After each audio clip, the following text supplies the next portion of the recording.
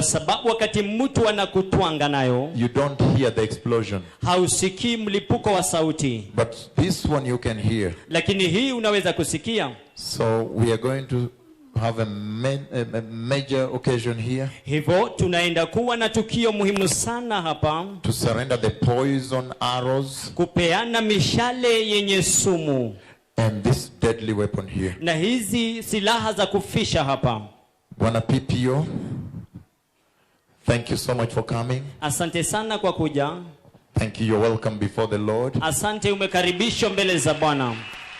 Well, I have been preaching repentance, like you know. Nimekuwa nikihubiri toba jinsi mjuavyo. For a very long time. Kwa muda mrefu sana. And the message I preach.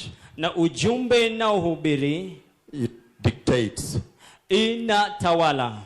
It demands. Inaamrisha. That when you repent, ya kwamba unapotubu, you show forth the fruit of repentance. Unaonyesha tunda la toba. Hallelujah. Hallelujah. And today, na hivi leo, this is the fruit of repentance. Hili ndilo tunda la toba.